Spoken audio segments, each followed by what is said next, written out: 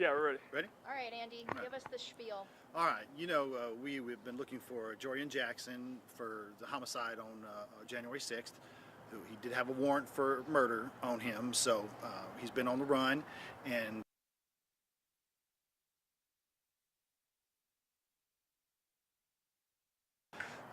to do a follow-up, and then found him there at that house. So he went peacefully. He didn't resist us, and so we were able to take him into custody and bring him to the police department, where our detectives interviewed him. And then now, once that was completed, went ahead and transported him to the Smith County Jail, and we'll book him in on that murder warrant. So we're happy to have this concluded. We're happy that nobody else was hurt. We're happy that it was done successfully, and that he is now in custody. And what has happened in the last 2 weeks that has led up to capturing him now?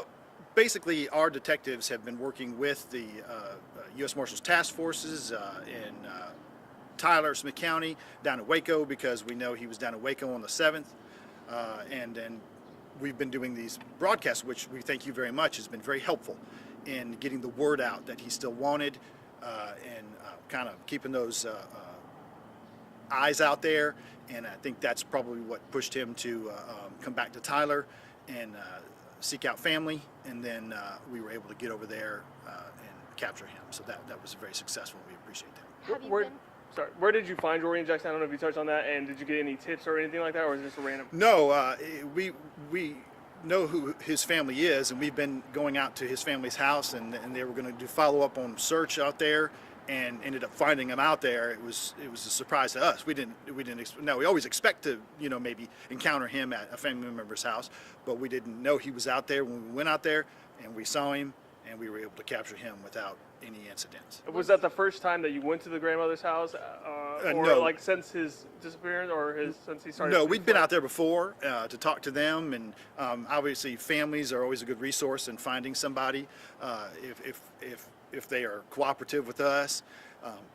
And this was not anybody going out there or calling us out there. We went out there to follow up and do a search on a search warrant, and while conducting that search warrant, located him. Has the family been cooperative? Did it seem like they were trying to hide him out there? Were they surprised he was there?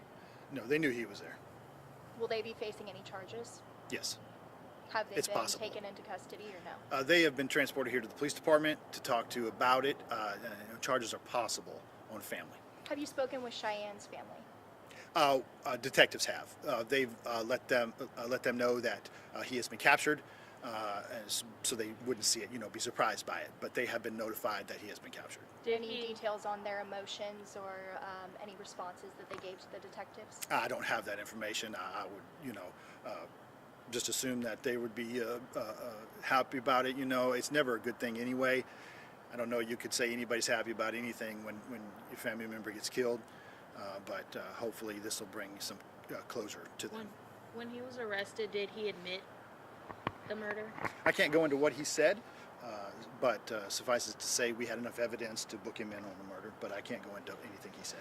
And will he be booked in the Smith County Jail? Yes, he's being booked in right now on that murder warrant. And what are his charges? Murder. It's just First degree. well, it's a first-degree felony, and anything higher than that's capital murder. But this is murder in first for the shooting of his child's mother. And was it Tyler Police who located him and went down there, or was it other entities that kind of helped out? It was Tyler Police Crimes Against Persons detectives. They're the ones who work these cases, and so they were going out there on a search warrant for evidence out there, and going to look for evidence, and they found him. The family members, could they be charged with harboring like a fugitive or something like that? Mm-hmm. What you have is, if you have somebody who knows somebody who's wanted, and they don't tell you they're wanted, don't tell you they're there, and it's called harboring a fugitive. How many people were in the house when he was found? 3, including him. And can you tell us the relationship of those family members? His grandparents were there. Did they have any idea that he was on the run? I mean, or was it just maybe? They knew he was wanted. Yes. And this is, good thing for the police department.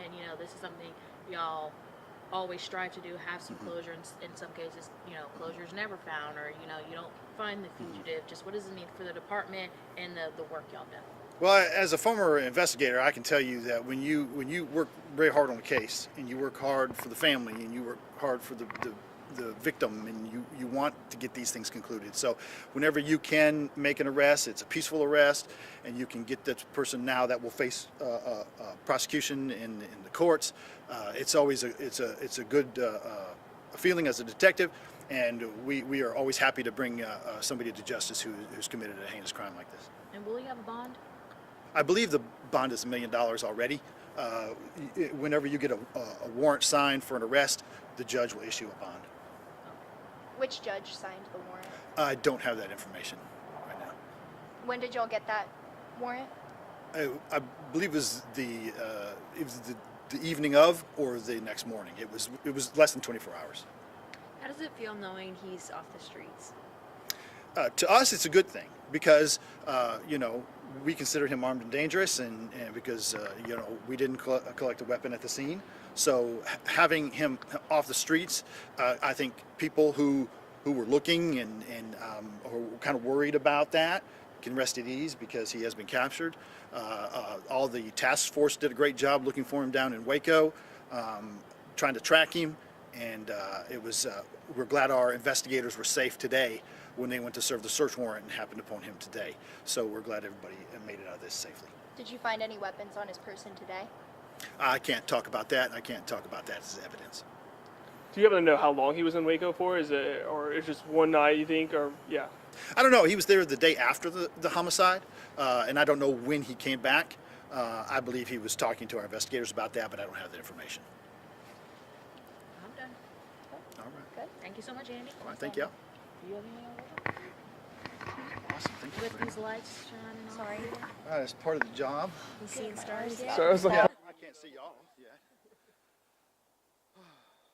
Awesome, y'all. Well, I'll go type a release up. They're all still in there. Yes, first degree murder. And I put that in the release. So look at that. Just make sure the bond is correct. That's the only charge he's facing right now.